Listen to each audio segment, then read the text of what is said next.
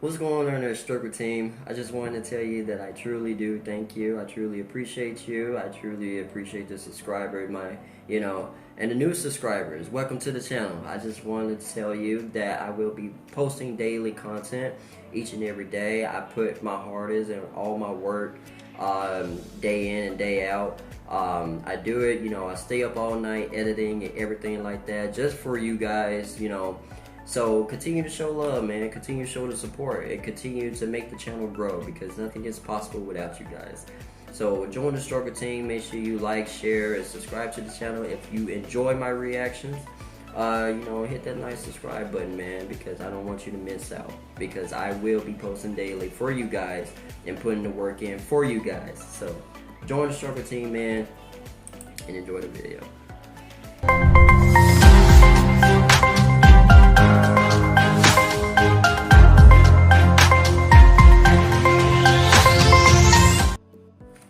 What's going on there, Struggle Team? Been a while. Been a busy day. Been a busy day. Oh my god. I was gonna make a video today, but I got super busy during the day, and when I came home, I went straight to sleep. Well, ate good and went straight to sleep. But other than that, man, it was busy as fuck today. But pushing that all to the side. What's up, Struggle Team? Hope y'all like having a good night so far. We're back with another video for the night. We're back with another, actually, Mr. Nightmare tonight. This is 3 Disturbing True Airbnb Horror Stories Volume 2. Last one was pretty crazy. I know y'all didn't listen to shit. I mean, it's the world nowadays. Like, that nigga ain't talking about nothing. But I was saying, don't share your location, because of shit like that. But hey, y'all do you. I pray and hope, same shit don't happen, you know what I mean? I don't wish that upon nobody. But before we dive right into this, I have to tell you that I might make another video tomorrow, you know what I mean? But other than that, I'm gonna be busy for most of the weekend. So I might post, I might not. Don't count on it, but I'm just saying, like, after tomorrow when I make the first video, I might not make any more until Monday because I'm going to be super busy over the weekend. So, just to keep that in mind. Other than that, we're going to go ahead and dive right in, and don't forget to like, share, comment, and subscribe to the channel. That way you won't miss anything that I post daily. Let's get into it. Make sure this is all the way up. Not that damn loud. Hold on. Scared the shit out of me. I rent out my South Carolina house on Airbnb whenever I'm not using it. It's a modest 3-bedroom, 1-bathroom house by the beach. 2 of the bedrooms are guest rooms, which are accessible to the people renting it. The master bedroom I keep locked with my clothes and certain belongings in there. That room is for me, and I have to keep my stuff somewhere instead of lugging it back and forth every time I go down there. I have a regular lock and then a deadbolt lock on there, so no one's ever getting in there unless they chop the door down or break through the window. But also, it's not like I keep anything super expensive in there, mainly just clothing. This was early last spring. It was still chilly up in Massachusetts where I live most of the year.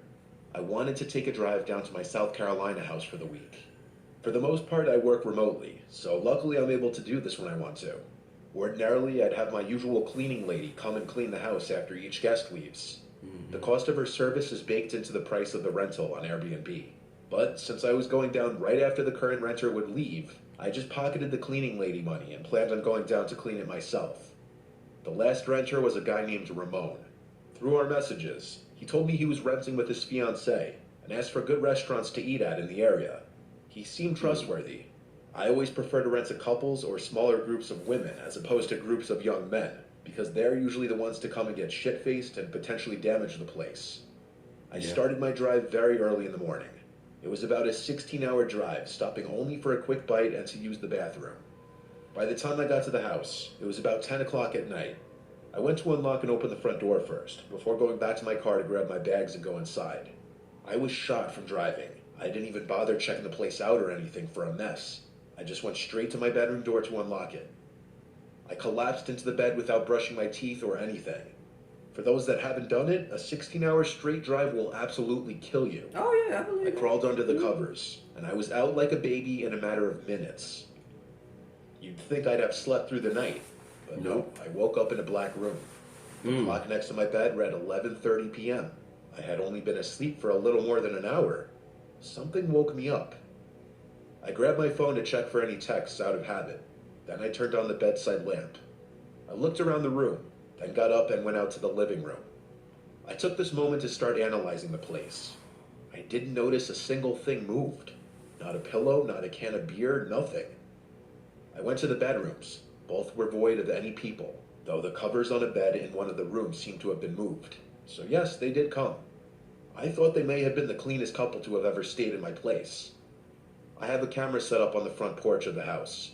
I never really think to check it unless a customer is giving me any kind of hard time. But I was curious. Yeah. I opened the app to the camera system on my phone and went to the movement history. It picked up on a man entering the house via the code lock 3 days earlier. Just a man, though. He had no woman with him. Strange. I checked for any other movement updates from then until the moment I showed up, which it also caught on video. And there was nothing. He didn't. I checked it over like 5 times. I suddenly got the chills. I went to the Airbnb app to message Ramon and ask if he checked out okay, even though it was late at night. I went to check the bedroom where I presumed he slept in. I started checking under the bed and in the closets. I was yanking the closet doors open as if I were ripping off a Band-Aid. Each time, I was greeted with an empty closet. I moved along to the second guest bedroom. Both twin beds in here were still neat and untouched. As I yanked open the last closet he could have been in, I saw that it was empty. I sat on one of the beds for a second to just stare at the conversation between Ramon and I. That's when I heard the master bedroom door click shut, quietly, in a way that a person would have done it, not a draft. Yeah. I went out to the living room and looked at the master bedroom door. I said, Ramon, are you still in here? With a shake in my voice. No response. I could see the light was still on in the room through the bottom crack of the door. I got on all fours to look under the crack of the door, and I fell backwards when I saw 2 feet standing not far behind the door, maybe a couple feet away. I went to the knife holder in the kitchen planning to grab the biggest carving knife, and it was already taken. By this point, my only logical option was to leave the house and call Yeah, leave. Fuck that. Don't investigate. I waited out front until the police showed up. Then My man. inside, My man. alone, waiting in the living room, no knife in hand. He spoke in his Portuguese accent, acting all innocent, saying he just needed a place to stay for one more night, which was complete bullshit. Yeah. He denied ever picking up the knife, which was conveniently placed back in the knife holder now. After 30 minutes of 2 police officers outside talking to Ramon and 2 with a knife holder, talking to me, I just needed they somewhere to actually stay let for me the go. night. They told me I should contact Airbnb and try to work it out. Knife in your hand. I was just shocked. I felt like the police didn't do their job. After everyone left, I changed the lock code on the door, and I contacted Airbnb about what happened. Though I didn't receive payment for the extra day Ramon squatted in my house, they did apparently ban him from ever using the app again. It doesn't really feel like proper justice, though, when he was potentially waiting to stab me in my own house, in my own bedroom. You know what? I am glad he didn't open the door. I am glad he didn't open the door, because you got some dummies that will open the door. I'm 26 years old, still living with my parents. I'm not content with my job. Nothing wrong with I'm in that. a relationship that I'm not too sure about. To say I've been stressed would be a monumental understatement. My mom and I were not getting along one week, and everyone was just bothering me. I wanted to escape for a weekend. I looked into little one-bedroom Airbnbs up in the mountains and found one for cheap. It was in Troutdale, Virginia, a couple hours away from us. And based on the pictures, it was this nice, private, and peaceful-looking little place surrounded by woods. It was the fall, too, so the foliage was going to be beautiful. I told my parents I was going there for the weekend. My mom seemed overly happy about me leaving for the weekend. She wants your My ass girlfriend was gone. more so just confused, finding it weird and suspicious that I was going away to some random cabin in the woods alone for a weekend. When Friday came, I packed a backpack full of clothes, toiletries, Mom's finna do all the fucking in headed out it. for the road. It was around a 2.5-hour drive door to door. The area of Troutville was very quiet and scenic. It was a perfect escape from suburbia back home. I needed a nice weekend just to spend to myself. I was driving up a gravel road when my GPS told me I arrived. I saw an opening in the trees next to the road. The instructions the owner of the Airbnb gave me were to cut through this opening onto the grass and up the little hill. I did exactly this, and there I saw the cute little house sitting at the top of the hill. The second I stepped out of the car, I inhaled the fresh rural air, instantly feeling happy I did this. Yeah. The owner told me where to find the key to the front door. I let myself in and checked the place out. It was a nice cozy living room, small kitchen, bathroom, and one loft bedroom that you had to climb a ladder-like stairway Hey, that's nice up though. into. And there was a circular Even though it's window not the over actual that. photo, but Lots of light got into the house. I can which imagine was what he's nice. talking about. I went out to walk some of the trails the owner told me about a 5-minute drive away. On the drive back to the house afterwards, I noticed these two guys walking down the gravel road. And as my car was passing, they literally stopped in their tracks to turn and look at me as I passed. I waved and smiled, thinking they were friendly locals. Hell no. But they didn't wave back. It was completely off-putting. They looked at me as if my driving down the road was a crime. I didn't look back. I turned into the entrance of the property. Them and back same up the hill. motherfuckers are gonna be at the I end. started reading one of the books I brought with me in the living room with the fireplace going. It was incredibly cozy. The sun was on its way down, and after reading a chapter of my book, I realized I was getting hungry. I went outside to my car, about to drive to the nearest Walmart, when I noticed two men kind of running into the woods down the hill by the entrance of the property, probably in response to seeing me come outside. I wondered if it was those two guys from Yeah, the road it or was. It was incredibly strange. I suddenly decided to take my laptop and backpack with me in the car while I was gone just to be safe. On the drive into town, I messaged the owner letting him know about this. He replied saying it's nothing to be alarmed about. There's a lot of teens in the area that walk around. So I dismissed it. I drove like 20 minutes to the closest Walmart since there were literally no grocery stores in the area. I picked up a few food items to hold me over. Some milk, granola bars, fruit, frozen dinners, bread, and cold cuts.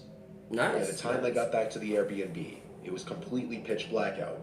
There were no streetlights on these gravelly roads. Oh my god, that's the With worst. no neighboring houses, truly the only light was from my headlights. It was creepy for sure. I pulled up to the hill to the little house. It was almost hard to find in the dark. I grabbed my backpack and the grocery bag and went up to the house in the dark, using my phone's flashlight to see. Once inside, I locked the door immediately. It was creepy out there. You don't I say. quick and went back to reading my book by the fire. And pretty soon the lights to the room suddenly cut out, and the only light in the entire house was from the fireplace. Oh, they're fucking with it. On anything electric, but the power was gone. It's them too. It's I them went to too. message the owner again, who swiftly replied back to check the main breaker in the circuit box outside by the telephone pole near the back of the house. I didn't reply. There was no way in hell I was going out there. Thank you. And why would the power be randomly cut out anyway? Something was off. It's them too, I dude. heard a creak in the floorboard from the darkest corner of the room by the bathroom door. I looked over, saw this tall, looming figure in the doorway of the bathroom, lit up only by the fireplace. My worst fear had been realized. This was actually happening. A soft yet deep and disturbing voice told me to remain calm and give him everything I had. Oh, I yeah. was so scared I could barely speak. Yeah. I said all I had was my laptop and some clothes. He told me to empty my wallet of all my money, which I did. As he stood in the doorway, I still couldn't see his face. He told me to go into the kitchen and stay there. Moments later, I heard the door to the house close. I looked into the living room. My laptop, backpack, and money was all gone. Damn. I called 911 quietly to report a robbery. 20 minutes later, an officer arrived. I described the two guys I'd seen walking down the street earlier that day, assuming it was them working together on this. Yeah. Basically, all the officer could tell me was that they'd be on the lookout for anyone matching those descriptions. And they're not gonna find anyone. I messaged the owner to tell him what happened, and he was sympathetic at first, or so it seemed. He said I could go home the next day, but he didn't want to refund me for my horrible experience. A trip I thought would be a nice detox for a stressful point in my life. Fuck that, I would worse. have. You Luckily, give a my shit. laptop was only like $400. I didn't pack any expensive clothing, but it was still the scariest experience of my life. Yeah. There is a small part of me that believes the Airbnb host may have something to do with it, because I still have no Possible? idea how that guy got into the house. Possibly? Yeah. Woo! You could, I sense danger right away with that shit. So a few years back, after some friends and I graduated high school, we celebrated in the White Mountains National Forest Reserve. We only lived 2 or so hours away, so it wasn't much of a hike. We all packed inside my friend Alexis's car. Also with us was my friend Rob, his girlfriend Stephanie, and our friend Kelly. Alexis's car was a Hyundai Accent, so a very small vehicle. We didn't pack much. We were headed to this Airbnb in Carroll, New Hampshire at the height of the summer. It was a gorgeous drive. Looks nice. Once we got to the house, it was just as depicted in the photos. Only the pictures didn't include the shambling-looking shed next to the house. It seemed like it had seen better years. I probably could have knocked it down myself. Alexis joked around that maybe some old crazy guy lived in there, and that's why the place was so cheap. But we all laughed it off and unpacked our things. I'll be honest, I was really into Alexis, and I think she was into me, on account that she said we should share a bed. More so because the third bedroom had 2 doors leading to the outside and had a perfect view of that old shed. So she didn't want to sleep there, and she wouldn't let me. We both put our things in the living room and made the pull-out couch our bed. Not much happened the first night. A little later, we all sat in the hot tub in the garage/rec room. Alexis sat next to me, and we faced the woods, while Rob and his girlfriend were opposite of us.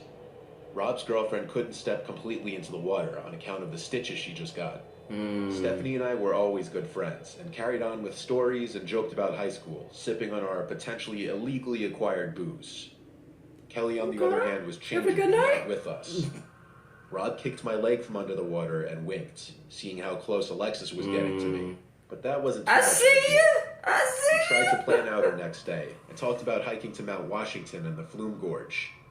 After a good soak, I eased into bed with Alexis, and we watched Rick and Morty for a while, until the clock struck 2 a.m. Yeah, well, a lot of people watch that show, huh? The stargazing here was supposed to be amazing. And a bit later, Kelly tagged along with us. What happened next was hard to explain. In front of the house was this huge deck that we were sitting on. It was pitch black, and no cars were around. More or less, we were in the middle of nowhere. No one really understands true silence, until you're away from cars or planes for that matter. Right. The sky was brightly lit. Purple, blue, full of stars. Kelly hushed me one time. Just a few feet away from the porch, she heard some crunching, as if something was approaching the deck. There was definitely something walking out there. I waved it off as a raccoon or fox, until the steps sounded heavy, and I looked at Alexis. The fear began to set in, as I noticed her gaze was looking towards the old shed, where the footsteps had began. Quickly, I ushered the girls into the cabin and locked all the doors. I tried to explain to them that it's still possibly an animal, especially if animals had taken over that old shed. Easily, both of them calmed down.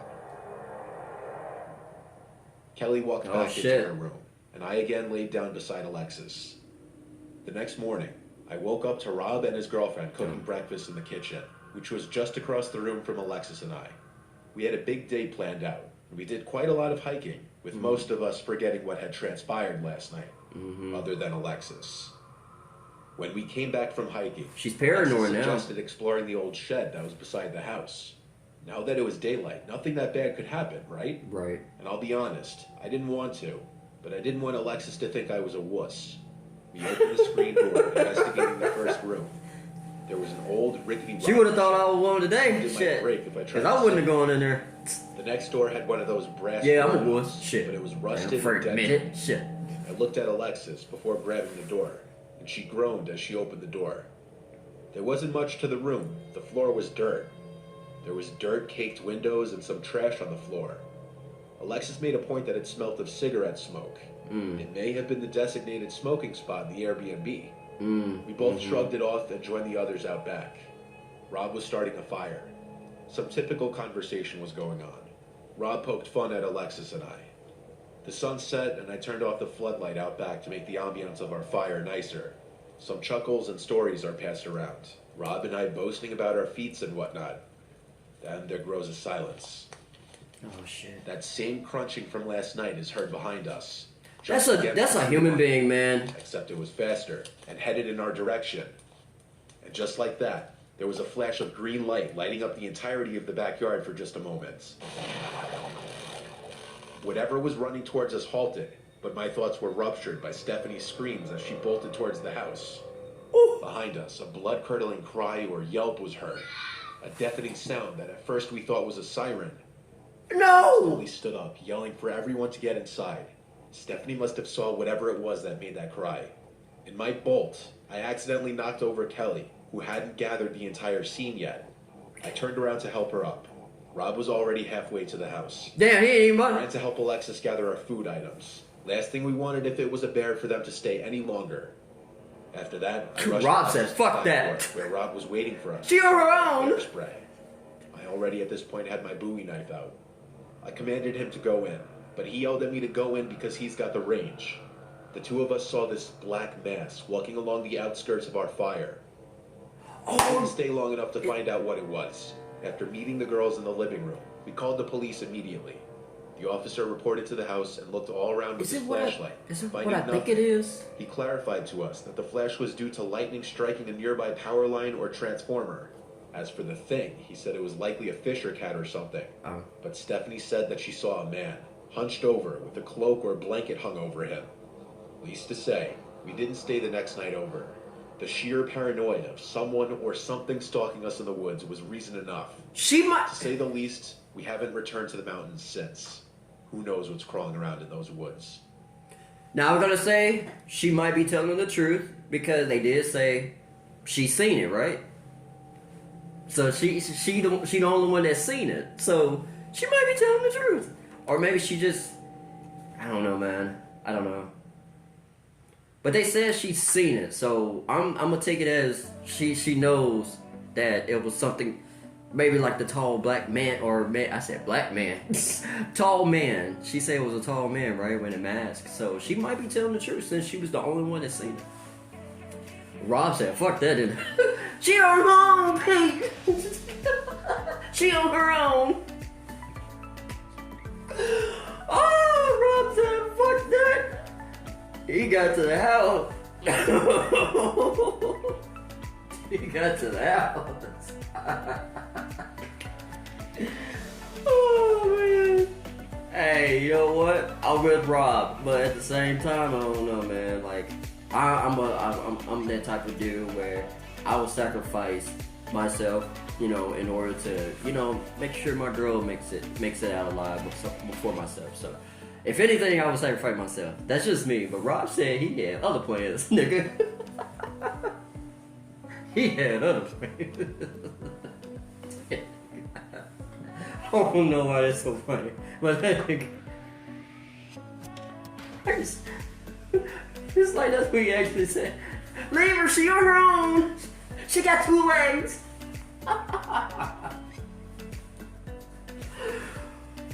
Woo! Man, that's funny. Push comments down below, man. Let me know what you thought about this video. Let me know what you thought about the stories that we literally just reacted to and watched. Have you witnessed anything like this before? Have you been through a situation like this before? If so, let me know down in the comment below. If you would like to share, don't forget to like, comment, and share, and also subscribe to the channel. We need the channel to keep growing. I can't do it without you guys. Make sure you subscribe though. Just go ahead and subscribe. Hit that nice subscribe button. That way you won't miss any content that I post daily. I'll see you in the next one. Yo, I ain't here for the money